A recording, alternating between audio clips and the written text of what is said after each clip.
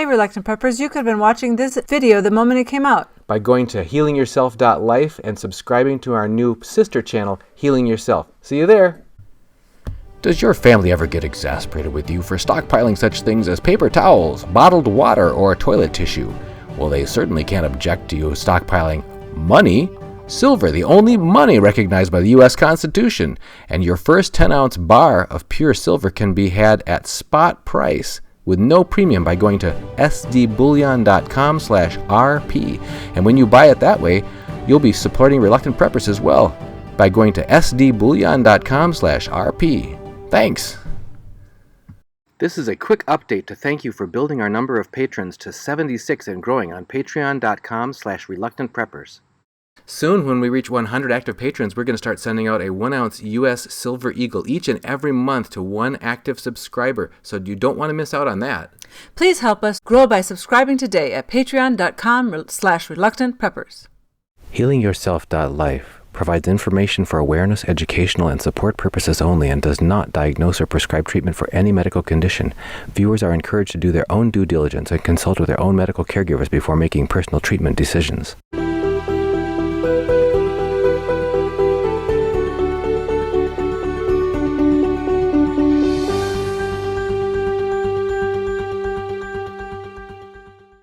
Welcome back to healingyourself.life. We have a returning guest today. Dr. David Seaman is an expert on nutrition. He's here with us again to talk about a brand new book of his that just came out called Weight Loss Secrets You Need to Know.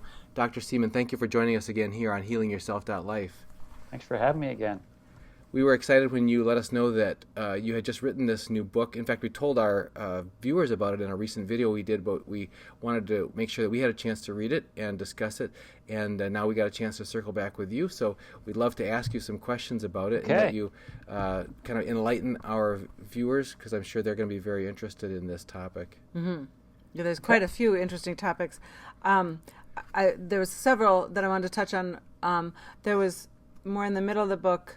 Well, I love also, first I should start with the calorie issue, because I think a lot of people think, well, if I only do the ketogenic, I don't have to count, calories or anything like that. So I thought that was an interesting one of, no, you still need to count your calories so that you're not over intaking what you're burning. If you're overtaking calories, you're going to not lose weight, right?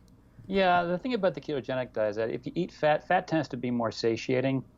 So, for example, think about eating an avocado. Right, we talked about that once, yeah. Last time, yeah. You eat one and you're kind of like, I'm done. Right. If you add guacamole and chips, then you can keep going. Yes. That's because of the chips. Yes, yeah, Not those because are you great. would just say, let's get rid of the chips and just start dipping in with the average person. Chips and guacamole is a food and an activity. That's the difference. That's true.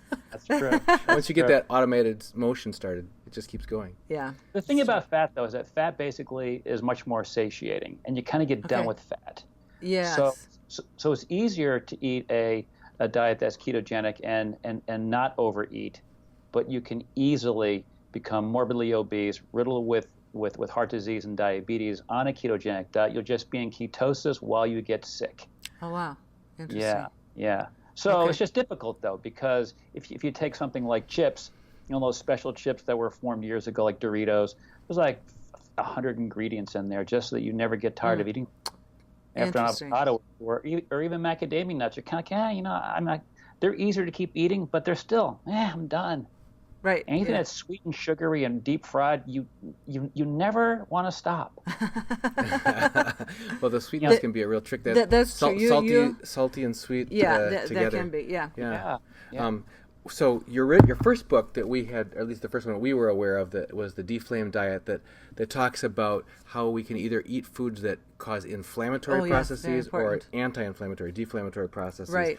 And the new one, the Weight Loss Secrets book, we noticed right off the bat is much smaller, and in some ways it made it a real. It's like a companion book, really, to the Dflame. Yeah, a lot of it is like it'll drive you back into tables and detailed references. Right, which is but great. It gives you that feeling of quick success because these 3 and 4 page chapters. It's like, we got another one down. So. Right, exactly. Yeah, but I love that there's a reference then. When you when you already have the Dflame diet book, you can look and go, okay, these are the steps I need to take. I loved that aspect of it. I thought it was wonderful and very well written, both books. And the other issue I wanted to touch on was well, there was the sleep and the stress, because I think those are also things. You listed like a handful of factors that together can drive us to either overconsume or to maybe, regardless of what we're consuming, to put on fat. Can you maybe recap what those key factors are? So we have certain biological factors that are kind of built in, like the body weight set point issue, and the primordial drive to eat to survive. Like those are all normal things, and they're very, very easy to deal with if we were living in the way that humans were designed to live, right? Which is being very, very active, essentially going to sleep when the sun goes down, getting up when the sun rises, getting a lot of sleep, not all these external stressors. So when you take the primordial drives, which drive us to eat, and then you add less sleep, more stress, and no exercise, and then eating the crappy foods that we love, the dietary crack, that changes our gut around. And now you have 4 drivers of obesity on top of the normal primordial drive to eat. And that becomes unbearably difficult for a lot of people. And you were reflecting, as we looked at those factors, we were saying, well, at least we can really relate to the sleep issue and the stress issue. Right. I think, and some people react a little bit differently to stress. For me, I would love to eat food when I'm stressed. That's the majority of people. That's the majority. It's a comfort. It's a comfort thing. You're comforting yourself. So there are a few people that don't find it comforting, and I guess it also can depend on the type of stress. Some of us want to run it off, and that's also helpful. Yes, go exercise. Yes, that's productive. Yeah, that would be a productive thing to do, because that really does help our stress if we either do some fast walking or whatever, lift some weights. Or for you, it's pulling weeds and pulling weeds. That really gets. You just got me thinking, because we were talking about it, and I said it's like the fight or flight. When I feel stressed, it's fight or flight. But that's the thing, in the civilized society and sort of trained in behavioral limits on myself, I feel like, well, I'm not permitted to fight in most settings, and running away, I got to stand and take it, whatever, if it's stress on the job or financial stress or relationship stress or whatever. So it's like, okay, I can't fly away and I can't fight it, so I just kind of just stuff it, just hold it inside, and that for me is very then suppressive of wanting to eat. It's like I'm in fight or flight, but I'm not doing what I'm not.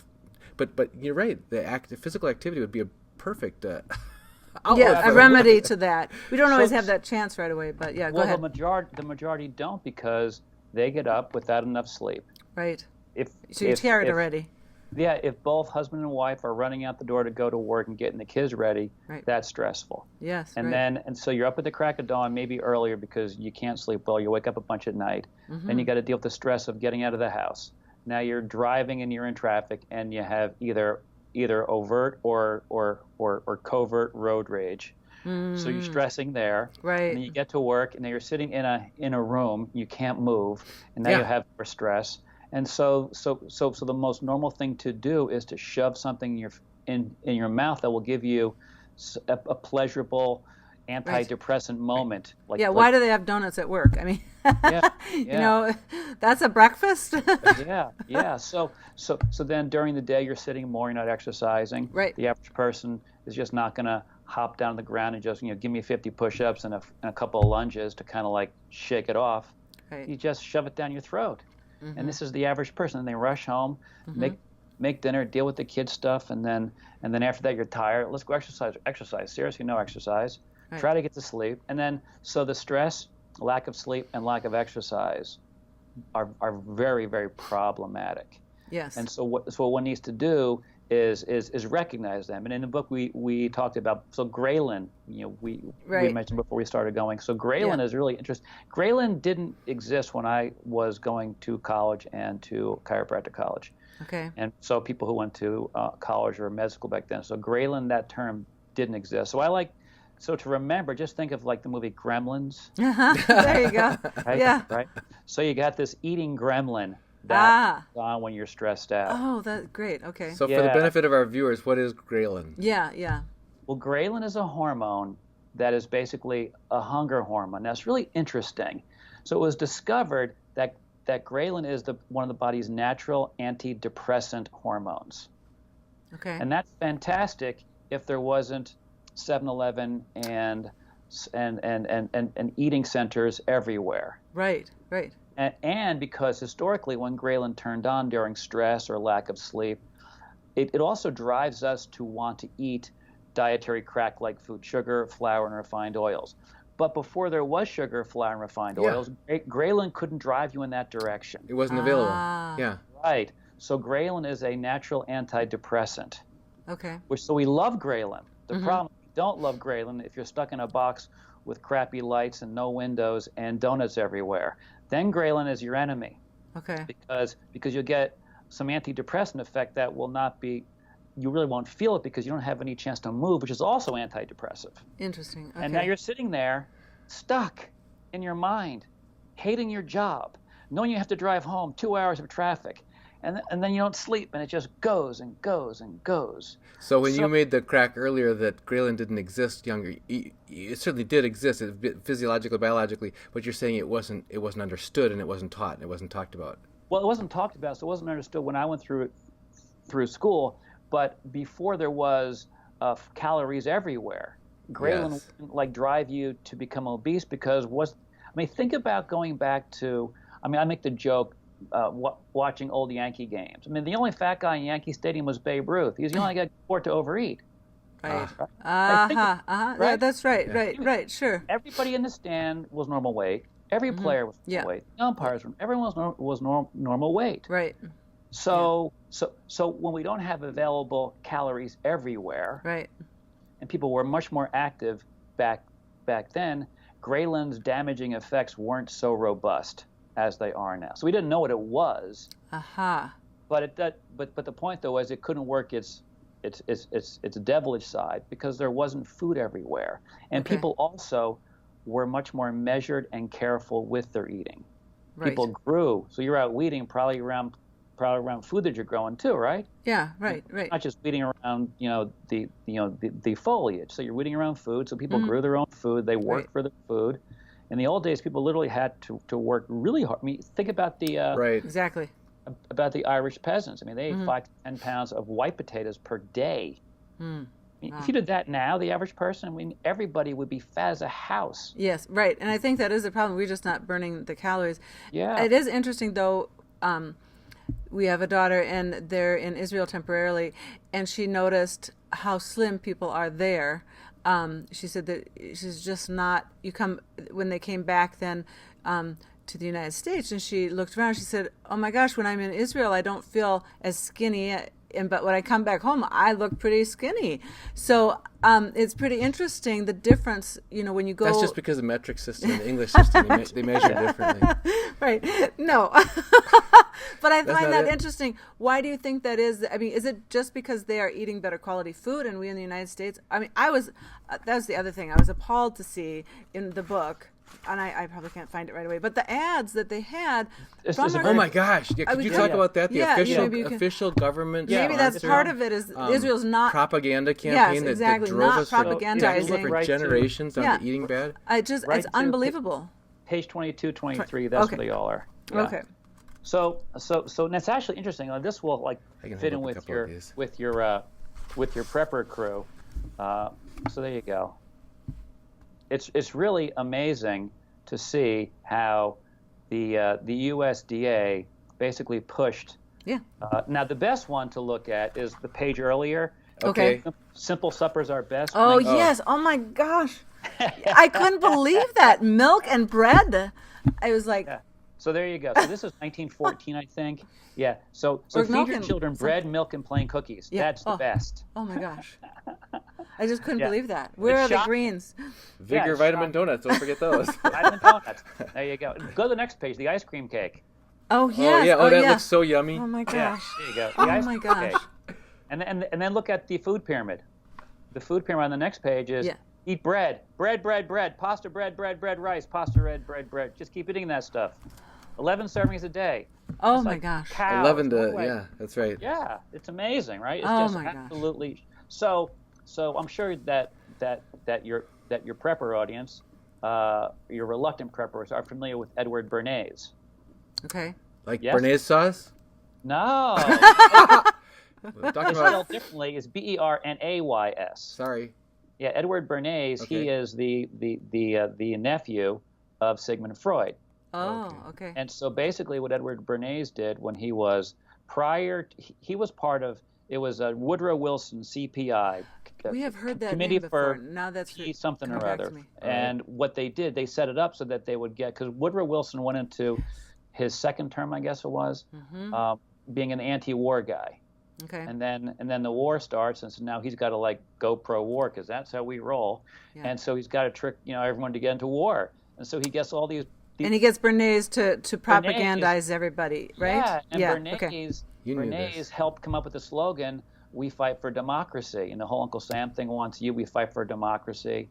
And so he goes over to the Treaty of Versailles after World War I, which essentially set the stage for World War II because of how ridiculously punitive the damages were on punitive Germany, damage levied on Germany, yeah. And so he goes, if propaganda could be used so successfly for war, we can use it to sell stuff at home. Right. And so he came home. Yeah, it was in the book. He came home. Yeah. And he stopped using the word propaganda because that became a popular term used in the media for Germany's war propaganda. And so he came home and he started the first council for the term ever used before, public relations. Ah, yes. Okay. Yeah. He is, if you Google father of public relations, and that's it, you should see Bernays. If you don't, you just add Bernays there, and there he is. Mm-hmm. Yeah. So he came back, and basically, the big corporations, the politicians, they all communicated with him because he knew how to propagandize people because he was essentially using Sigmund Freud's psychoanalytic skills or psychoanalytic approach to advertise. Uh-huh. And so the most devastating example of this is the fact that women were not smoking in 1929. Okay. They weren't smoking before that either. Much in public, never. I don't know about at home. Okay. So it would be a Philip Morris-like company, so a huge tobacco company, came to him and said, we're losing like half the, our market share because women aren't smoking. What can you do? And he said, so Bernays said, can I talk to one of my uncle's students here in the States? So he went to Dr. So-and-so, charged like $100 or $150 for the hour back in 1929. You imagine how much that was, right? Wow, yeah. That's huge. Yes, they said that basically there are two things. Men are doing it, and so they feel like men can do it, women can't. So they threw in the oppression of women by men just because of smoking, which of course it wasn't the guys doing it. It was just society. Yeah. But then the psychoanalyst talked about the anytime you put anything in your mouth and taste it, there's a sexual hormone activation to a low degree, but still.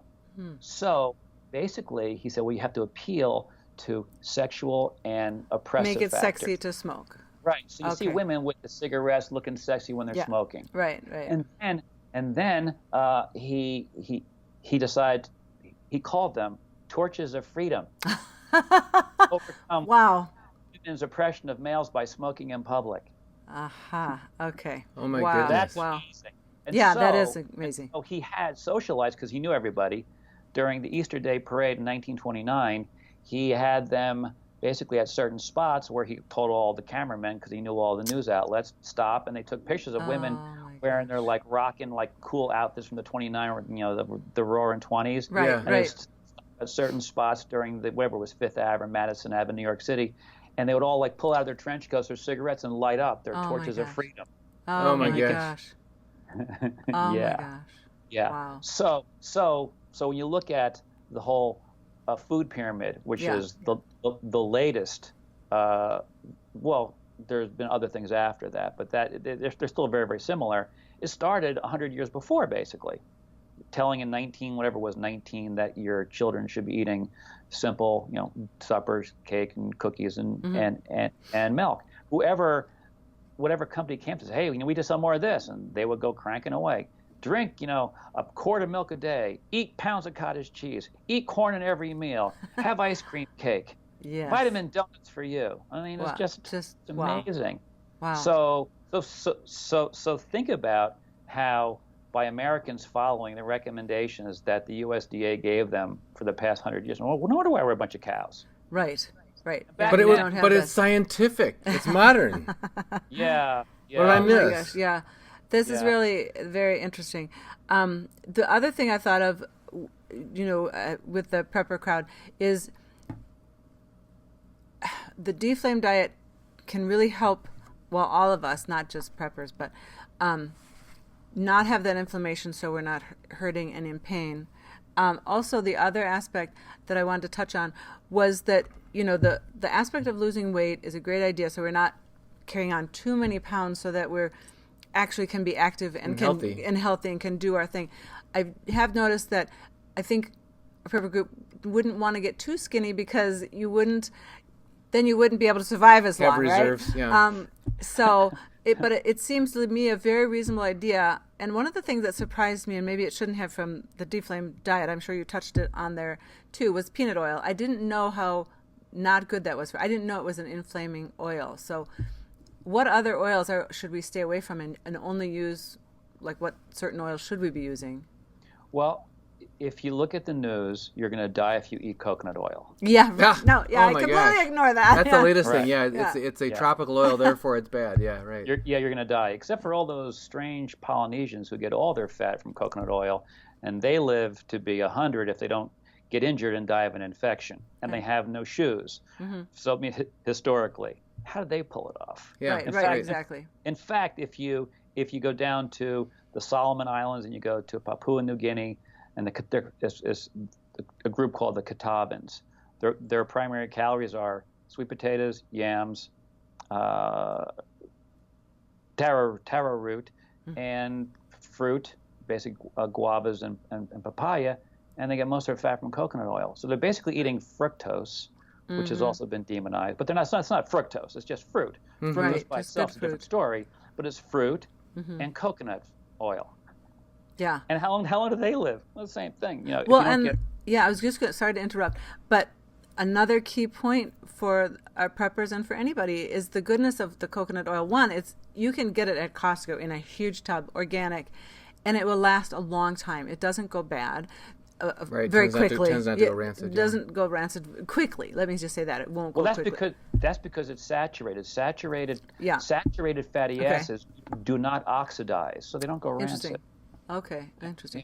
Yeah. And the antibacterial and antiviral qualities of it as well is huge and important for us all. And there's something else that I think to augment what you guys were talking about earlier about from a preparedness standpoint, if you see the potential of hard times ahead, as some people do, how would you want to prepare for that? Well, some people say you stockpile a lot of food so you have shelf-stable food available. But another thing is evaluate your how much calories it takes for you to get through the day. Good, yes. And that's what Dr. Seaman has we talked about. You talked about, I forget if it's intermittent fasting or different ways of reducing your body's expectation. And even eating a tablespoon of coconut oil in the morning first thing, it's like it switches your body over into thinking, okay, we're not going to starve today. Today's going to be okay. And we can scale down the, we're not going to have to like pack away things as fat today, so that kind of thing. Right. So you can be able to not go into that starvation mode, but instead you survive on fewer calories. And I think the practicing of fasting is a great idea also for not only for us who want to get healthy.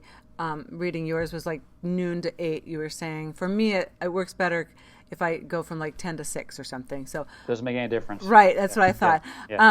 But the other idea of fasting for preppers is that it's a great thing to practice because you don't know always how accessible is food going to be to me, and I better practice now so I'm not going to be really angry and upset that I can actually still work with people when I'm hungry. Yeah. Well, and the healthy food choices like Dr. Seaman was talking about is if you're always getting these, what do you call it, food crack highs, and you're used to these blood sugar spikes and that kind of thing. And then that's where you get really cranky rather than if you're used to a more stable diet. Sorry, I jumped in there. You were about to add something, Go ahead. Dr. Seaman. Well, there are two things, because you made a joke about maybe it would be good to be preppers who are obese because when the big one hits. I didn't say obese, but yeah. You got a lot of reserves to live off of. Yeah.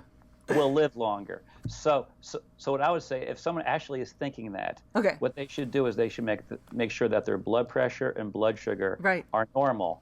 And they should stop gaining weight once their blood sugar and blood pressure become not normal. Because Right. if you need medications, Yeah, not going to happen. you kind of don't want to be needing medications if something bad happens. Exactly. So That's true. So yeah, so what preppers could do is just get a bunch of dried beans, which are fantastic because they last forever until you soak them up and cook them. Right. That's what they're worried about. And cooked sweet potatoes, or grow sweet potatoes, they last. I still have 50 pounds of sweet potatoes from my harvest in October. Oh, wow. Wow, and they're still good. Yeah. Wow, that's great. Perfect, but Sure. they're still pretty good. You can cut away the bad. Do you store those in the basement, or how do you store those? What kind of temperature and humidity and light and dark? Yeah, room temperature, dark. Yeah, Okay. basically, like I create a fake root cellar. Do you make them like not touch each other, or they can all be in a burlap sack together, no problem? I just put them into. Now I don't know if I'm doing this right or not. I mean, who knows? Because you never know for sure. It seems like this is the right thing. Paper bags, and then not a ton of them. Yeah. And then put them in boxes, and just keep them in. So there's it can breathe a little bit. Okay. Yeah, and keep that makes sense. Room temperature in the dark. Essentially, what would be a basement. Yeah. Yeah. I mean, that's how I do it. Mm-hmm. Right. Yeah, I would think that anybody who is a prepper who's obese ought to be losing some pounds. I was just saying I've heard that keeping a few extra pounds is not a bad idea, just so they have it to lose. Yeah, if it's fashionable to go ultra low body fat so that you can see every little striation in your muscle, and you're really on the 9% for guys and for whatever for gals or whatever. That doesn't mean you're going to have the most resiliency in the case of an upsetting situation. Sure. Right. So aside from that, we started this with the question about peanut oil. Oh yes, Right. yes. Sorry. and so I'm sometimes I can circle back and remember stuff. This is great. It's exciting when that happens. I was like, oh, good, I'm not entering that domain yet. So unlike us. So for Go oils, exactly. Well, that's the line. For oils, it would be coconut, olive, and butter. Okay, great. Yeah. I mean, they have been used. They've been used for hundreds and hundreds and hundreds of years. Right. No problem. Yeah. And if you want lard or beef tallow, that's fine too. Mm-hmm. But again, when people hear this, they think, oh, fat is really bad. And this new thing with the coconut oil. I did a video called Coconut Oil Fake News when the first scare came out about 6 months ago. Okay. Yeah. And it's interesting how people sometimes are just not very sharp. Because I went through the American Heart Association article, and it was only like 1 or 2 paragraphs, not very much. It was very interesting. It was 2 inch. It was a 2-inch paragraph. Wow. And they only had 4 papers cited on coconut oil. Each one was accessible, so I got all 4 papers and I reviewed each one. And basically, their claims about coconut oil killing you were not supported in the papers that they cited. Right. So I went through that. Yeah, it's really interesting. Yeah. And then people who watched the video said, "Oh, this is a shill video. This isn't something." I just showed you how bad the paper was. I mean, people don't listen. Right. Sometimes, yeah. Or they'll rush through something. Yeah. So the whole saturated fat thing really screws people up. Mm-hmm. Well, I wonder if that same article would have come out if there were a major U.S. big agra producer of coconut oil. Right. Because I bet Archer Daniels Midland and Cargill and Monsanto don't produce coconut oil, but they do produce corn oil. Yeah. Right. Yeah, they sure do. Yeah. So peanut oil is high in omega-6 fatty acids. Most of those oils. So if you think about oils over history, coconut consumption, olive oil consumption, butter consumption. The other oils typically were used for lubrication and illumination, not for consumption. Aha, interesting. I'll be right back. Yeah. Yeah. The other thing that I was looking at was the eating too quickly. And I thought that would be another one that's so important because I think in our society today, especially if you go to a fast food restaurant, which we typically try to avoid, it seems like even the surroundings, I don't know if the Edward Bernays is a part of this, but it seems like that atmosphere gets you to eat quickly. Maybe I'm just making that up, but it seems like in our fast-paced world, we also people are eating on the road. I see that, they're driving and they're eating, and they're not paying attention to the food that they're eating, so you don't even realize how many calories you're taking in. It's easy when you're, at a movie theater, too, to eat a whole bin of popcorn and not realize, oh my gosh, I just ate all this fake buttered popcorn. Right. So I thought that was really good. And if you want to clarify a little more about how we should be eating our food. Well, if you think about what they did in the study was they had the same amount of calories consumed over 30 minutes or 5 minutes. And if you ate it in 30 minutes, you were satisfied. If you ate it in 5 minutes, you're hungry. Yeah, I have noticed that with myself. If I eat very quickly, I feel like I'm still hungry. What happened to this? And if you wait a little while, even though after you've eaten, after 5 minutes, if you just give your body time to catch up, which is thing, then you will finally have that satiated feeling. But it certainly takes a while, in my mind, if you eat fast. And I really find that when we go out for dinner and we know it's going to be a relaxing evening and we can take our time, you feel full. I feel like I can eat half of what I was going to. Or if I'm talking with friends and eating, it's funny because I know sometimes talking with friends, you don't even realize how much you're eating. But if you're slowed down and you are concentrating on eating slow, you do get fuller fast, and you eat about half of what they give you at a restaurant because they give you far too much usually at a restaurant. So well, when you think about it, if you just go to a restaurant, you get an appetizer that's not terribly inflammatory, so it's actually healthy for you. Right. Maybe a glass of wine, some water, and you have one piece of bread just because people want to have some bread, and you sit there. 15 minutes later, you're kind of full. I mean, everyone has said, and now the meal comes, it's like I'm totally full now. Yeah, exactly. That's true. Yeah. That's very true. Yeah. And so that speaks to the eating slow, and so it's kind of I don't know if it actually works like this, but the part of your brain that's involved in sensing calories and satiety is called your hypothalamus, and so it's just kind of like right between your ears, like the lower part of your brain. Okay. And like right in the middle, you just bisect your nose and your ears, kind of like right about there. Okay. And if you eat really fast, you basically you outpace the hypothalamus's ability to feel satiated. Right. And so then if you do that, you're like you're fine, you're pigging out, and then after you pig out in 15 minutes, and you stop for a couple seconds, if by minute 31, now you feel like you're ready to explode, and you didn't even eat a whole lot more because your brain catches up essentially. Exactly. It's shocking.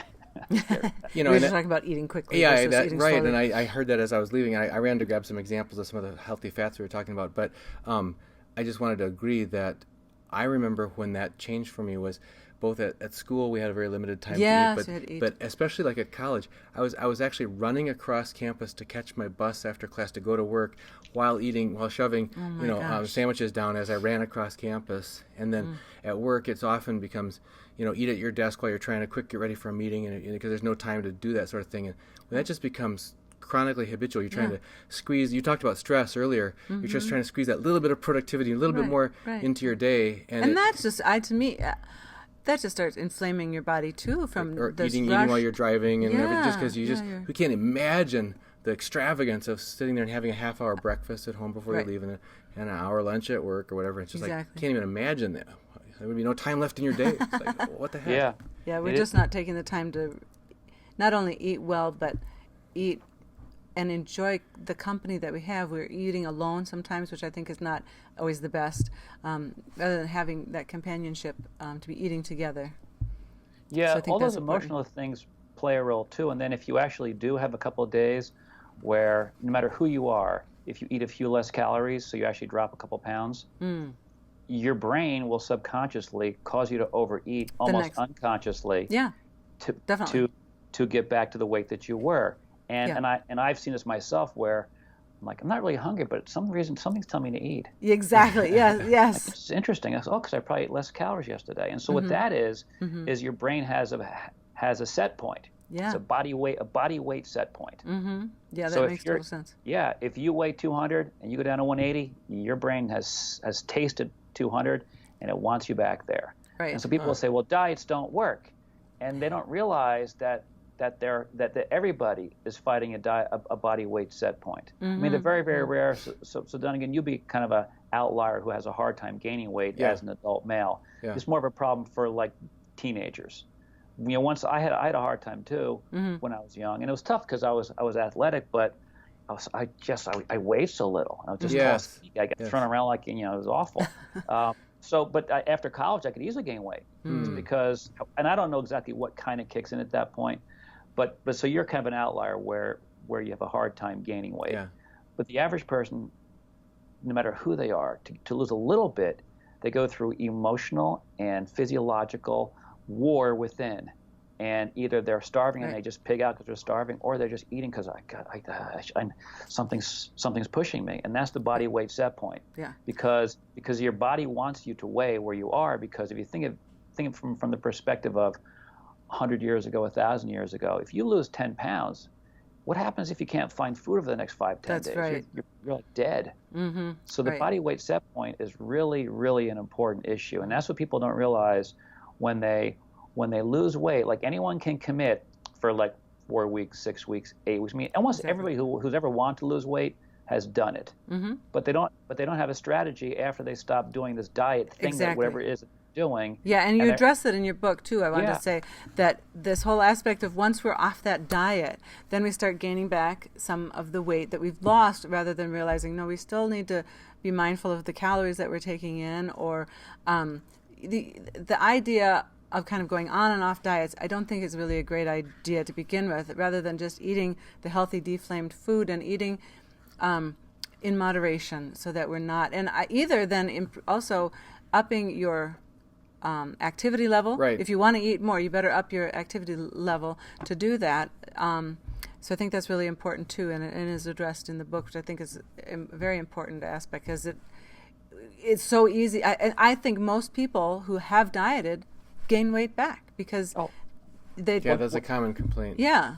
Well, that's my brother on the cover of the book, and his is an interesting story. You can see him on the left there. He was a very athletic guy, probably the most. So there are 3 brothers. He was probably the most athletic of all of us, because he had the older brothers basically teaching him, essentially. Okay.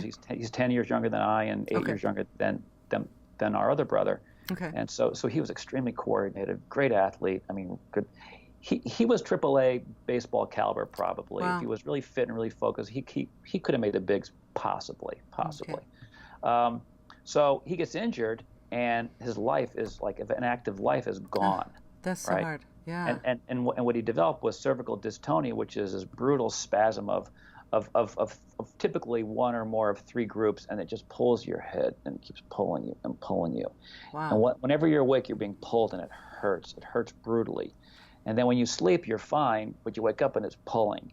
Oh my gosh. And then, it's just awful. And they get injections, Botox injections, and other things. He's straight now, and he looks great, but he still suffers from the condition where some days he's just on his back 6 hours just dealing with the pain. Oof. Yeah, it's awful. It's absolutely awful. So imagine being 190, and then being, I forget how old he was. It was 2002, so I guess he was about 31, 32. Okay. And he stopped everything. He's laying on the ground, and then and because he's athletic, and most guys tend to fight disease in a different way. Women tend to use Aikido. Men do Shotokan karate or judo and just start boxing.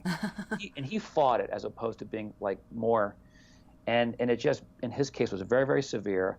So he would tend to go to bed late at night and put on top of frozen pizza extra calories and many beers. He went from 190 in 2002 to the end of 2006, middle of 2006, the dude weighed 340. Yeah. Wow. And he's my height, maybe an inch taller, maybe a quarter inch taller. Okay. But when he was 340, I felt like he was 6'8", because he was just so massive. Yeah. Right. Yeah, just massive, and he had fat hair. His head was fat. Everything is just this huge looking guy. Yes, right. And then he just decided that he couldn't live like this anymore. So he basically, without knowing all the details that are in the book, he just dealt with, because he's very, very disciplined guy. Okay. He just made the commitment. And so within 6 to 8 months, 6 months to a year, he went from 340 to what you see there on the right, 90 again. And he's been that weight since the end of 2007. Wow, that's amazing. Yeah. Yeah, it's because he is completely committed to eating appropriately, and he does not let the primordial drives take over. He just goes and just deals with it, because he uses you have to use the right frontal area of your brain that everybody has is the part of your brain that can control all bad behaviors. And I think that's a key, what you're talking about here, because in our society today, it's not about controlling bad behaviors at all. If it feels good, do it. Who cares? And it's only wrong if you think it's wrong. That's right. So we've lost. Do what thou wilt. It's an Aleister Crowley society. Do what thou wilt. Yeah. So we've lost that ability to. So it does taking a retraining of our brains and our thought process of actually know discipline is actually good for us, and it's actually freeing, because if you get into an obese body, you're not free anymore. You're slave to the foods that are full of sugar and full of that, and you think, oh, I'm free because I can eat or do whatever. It really takes your freedom away. And I think that's the thing that people don't always understand, is that, do you realize how much you're losing when you become obese? For those people who like theme rides, you can't fit on the rides anymore. You can't hardly fit in an airplane seat anymore. You can't be as active. You can't play with your kids anymore. So I think there's a real motivation to say, no, actually discipline frees us, and we need to be disciplined about the way we're eating and the way we're exercising so that we feel optimally well. And I love the idea of the Dflame diet and the lack of inflammation then in our bodies to make us feel better. And I'm finally feeling in that sense, because I know when we talked earlier, I was still having some neck issues, and I have a little, but I feel better as a whole in the aspect of less muscle aches and pains. So that's a really good thing. You've been on this low carb for about 9 months now, 10 months? Yeah, well, about a year. About a year, yeah. Okay. But anyway, and something we didn't touch on was back to the oil aspect. And you brought out the avocado oil. We really like... Well, he brought up avocados. Oh, did you? Oh, yeah, you had the eating. But we like the oil, too, and I'm assuming that's good oil as well. That's fine. Avocado oil is just expensive olive oil. Okay.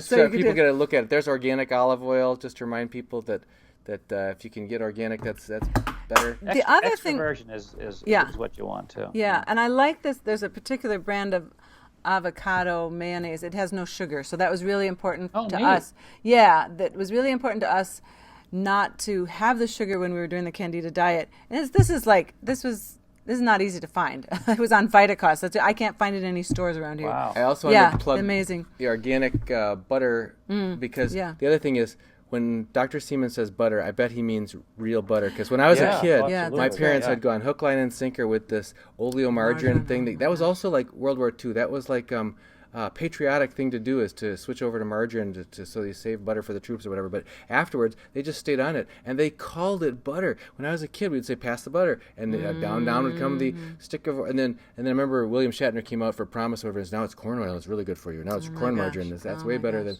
Yeah. So there's all this... Real butter is real butter, okay?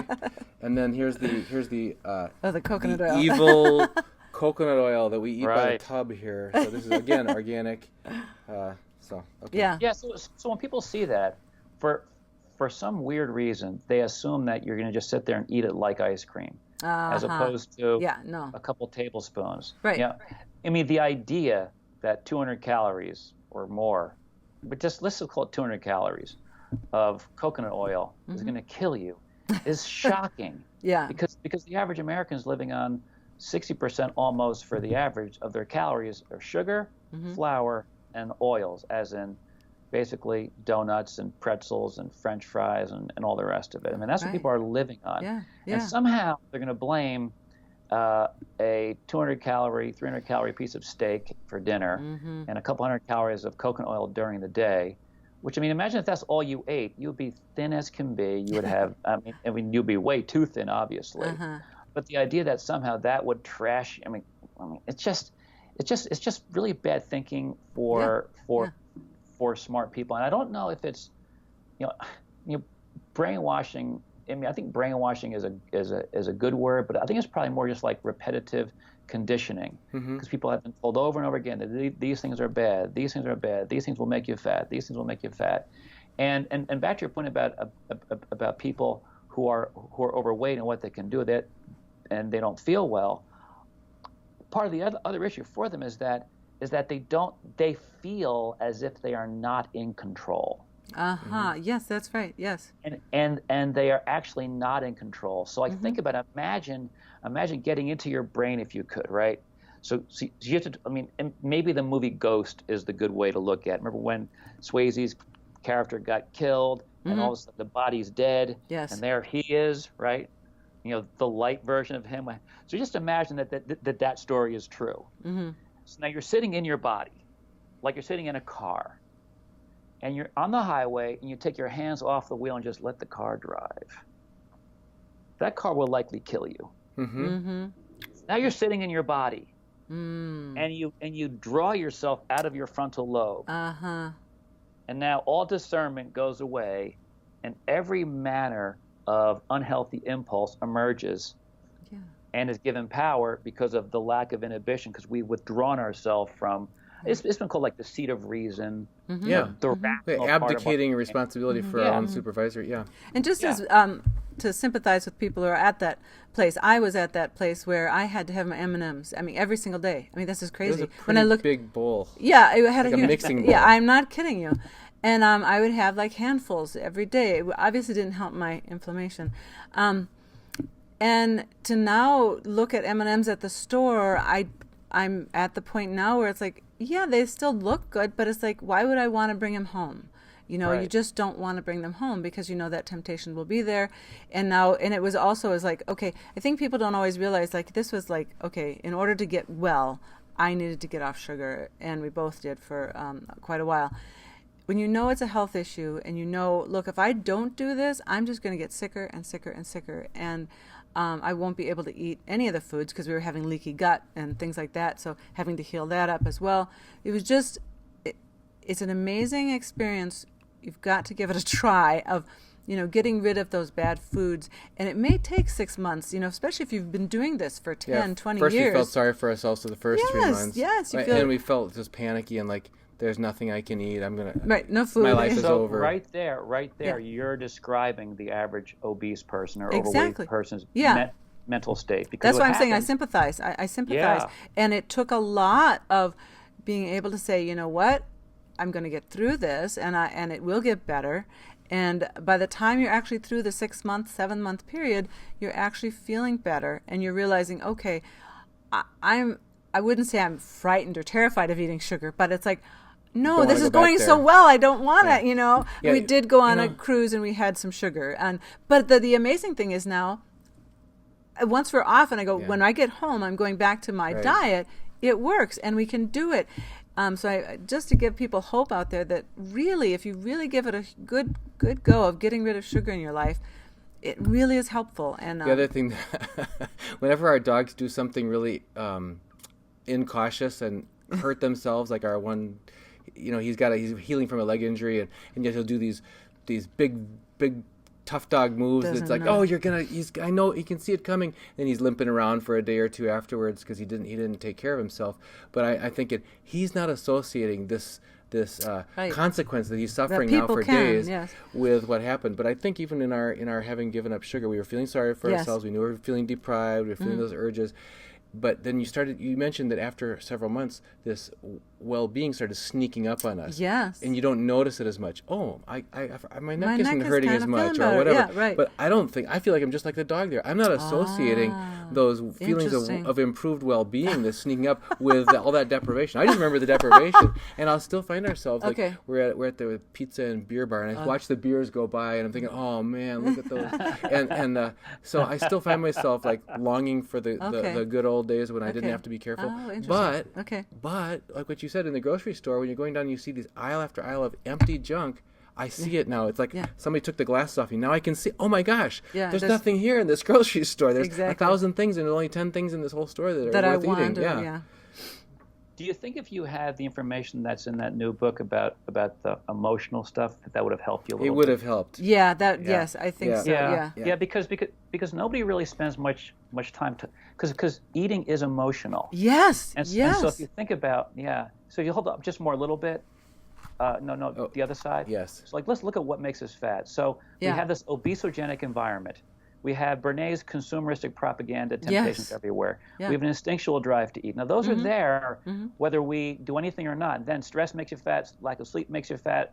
You get fat. You're inflamed. Now that makes you more fat. Wrong gut flora. Set point. Yes. We're dietary crackheads. I mean, and then if the sense of smell makes you fat, I mean, it's just never ending. Never ending. So if someone has this and realizes that there might be pain, but if you think about the battle that's coming, and then in your mind, visualize yourself not living here, right?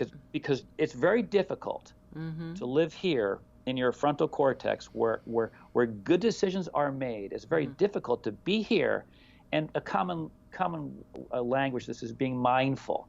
Mindful means that your frontal cortex is working. Right.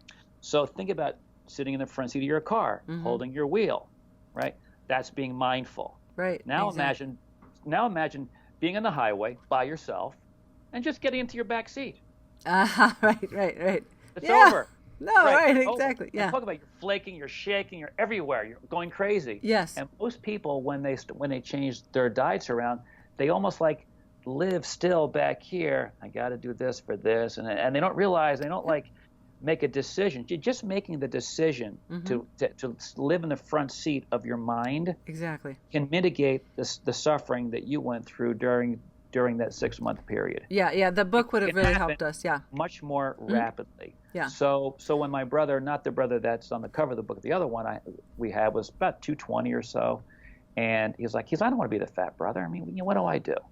So I said, well, you just got to stop eating sugar, flour, refined oils, and eat vegetables and meat, and you can eat nuts. Eat some nuts, not a ton, because a lot of calories there. Sure. And so he went from 220, 230 to like 170. And he didn't go through any of what you're talking about. Because he had intentionality was behind the whole thing. Yeah. Like this. Let's just say that you are wanting to compete in some event, and you have to get fit. Right? You're going to commit to fitness, and when you're living in that commitment state, you're not going, "Oh, poor me." Right, because you're committed. I want to have this success. You're committed. Yeah. You're holding that benefit, that good out in front of yourself. And you're not mindful of, I think that's the other thing in our society is instant gratification. I want to be in, nobody looks at, goes, okay, it's going to take me 5 minutes to get in shape and I'll be ready for that. That would be ridiculous. That's what it says right here. Buy this book, it'll take 5 minutes. By the way, just, I wanted to make that book a free Kindle for everybody to get. Oh, wow. But Kindle doesn't, so the hardcover is only $13, but you can get it for Amazon. So that's nothing. Yeah. Right. But the Kindle, if you have Prime Video or Prime Amazon membership, it's free. Wow. But otherwise, it's 99 cents. So essentially, the book is free. Yeah, it's a great. And there's a lot of great information. I will say, I thoroughly enjoyed reading. Well, both books are very good, but just because of this one, again, you can access the big book through this little book because it has. And then you can just I'm gonna find topical references. Yeah, but this is so good because I feel like you feel that sense of success of getting through each chapter. 5-minute reward. Yeah, right, exactly.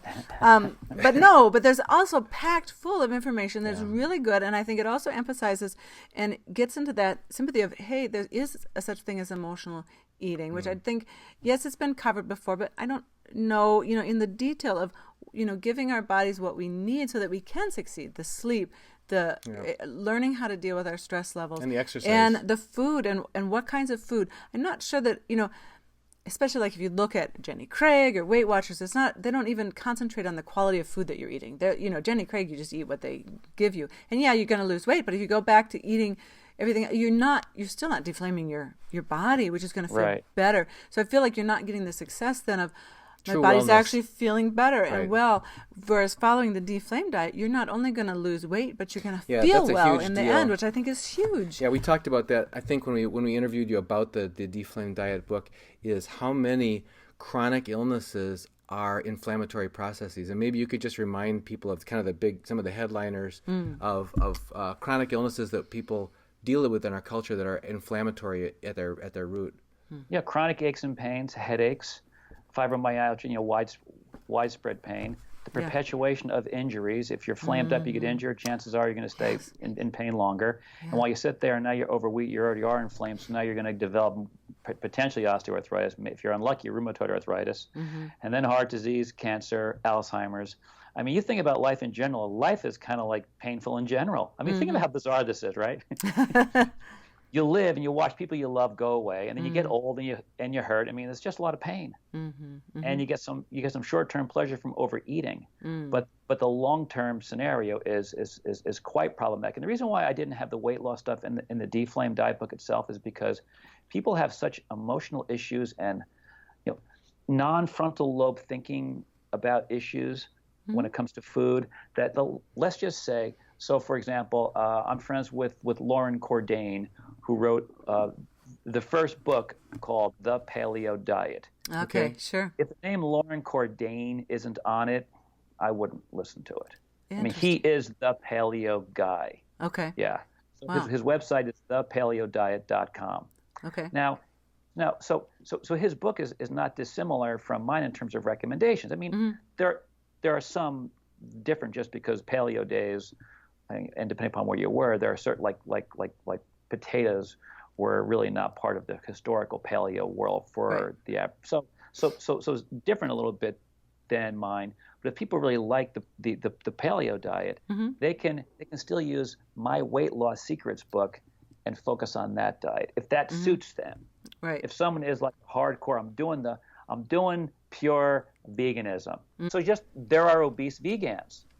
So there are obese vegans, and the reason why is because they don't understand the drivers that make them overweight. They think, oh, vegan is fine. So it makes no, if you are a pure vegan, follow your vegan diet, but you have to understand all of the emotional, physiological, psychological, primordial barriers that we all have to deal with.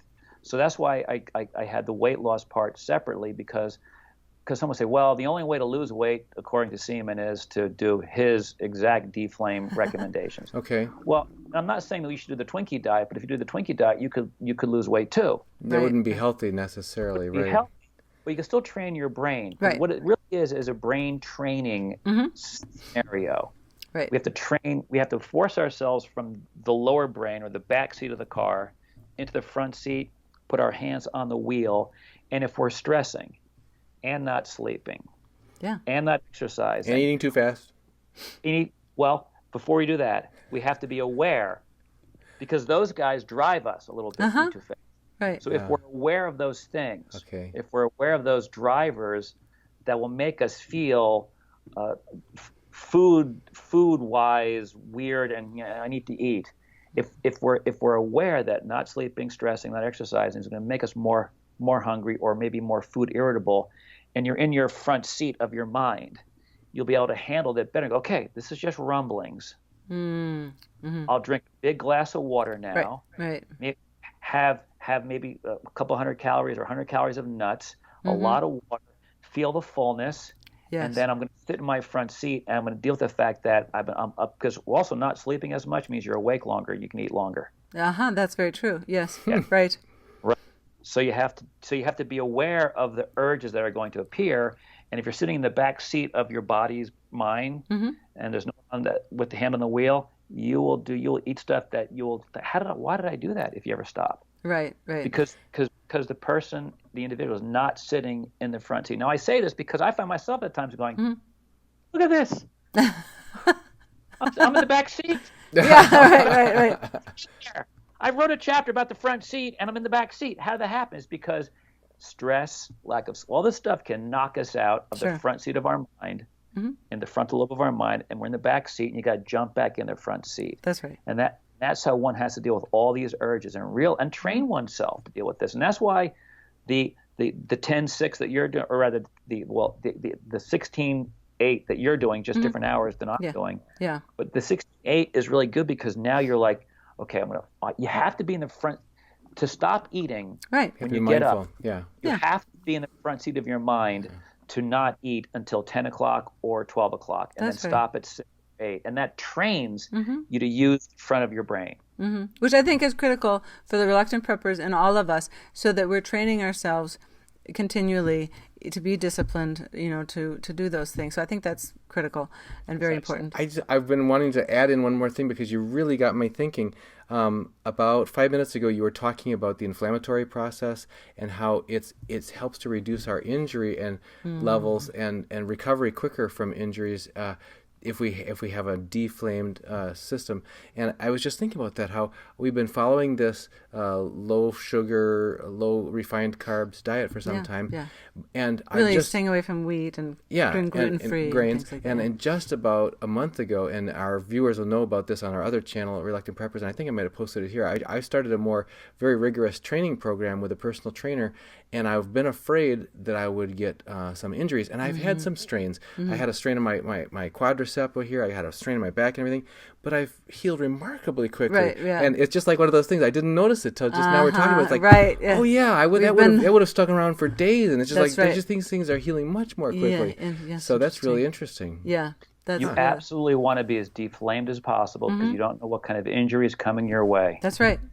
Yeah, you don't know. And the last thing that you want to be is a flamer and then get injured. Yeah, and it then, takes forever. And then who knows if you end up, you're hurting so much, you get an opiate prescription. Right.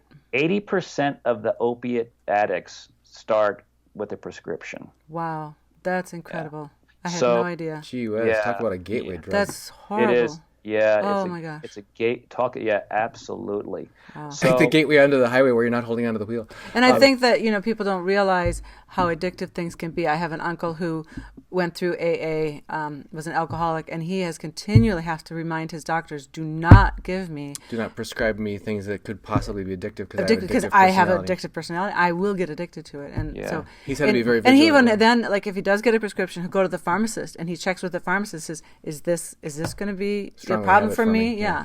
So just to double check. And so I think that's really wise. And it sounds like a lot of us are really not either we're addicted to food or we have, and it sounds like that's kind of normal in our body because if you weren't addicted to food, you'd be dead. Right. Exactly. Yeah. It's good to have the little reminder. Note to self, don't starve today. Yeah. Right, exactly. Yeah. Well, the primordial drive to eat is essentially, it's not addiction physiology for the pure scientist. Right, right. But you have to want to eat. Yes. Yeah. Otherwise you die. That's right. Yeah. And so if there's this, because it's actually a scientific term is called the obesogenic environment is one of the first chapters. You've got that in the book. Yep. That's a scientific term. We live in an environment now that if you don't sit in your frontal lobe and you're in the back seat of your mind, you will be obese or overweight. It is, there you go, our obesogenic environment. Absolutely. Okay. Dr. Seaman, we would like to talk more about this. We're out of time for this session, but I know that our viewers are going to appreciate this. Guys, remember to put your comments down below if you have additional suggestions or questions, and make sure that you click the subscribe button wherever it is, and the like button, and put the little bell on so you'll get notified of future editions. And we're going to have Dr. Seaman back on again. And if you like this conversation, we've had a couple of previous ones with him, so search his name and our channel, and you'll find more talks. You have your own website, is that right? Dflame.com. Dflame.com, okay. And then so people can get more information. YouTube is Dflame Nutrition.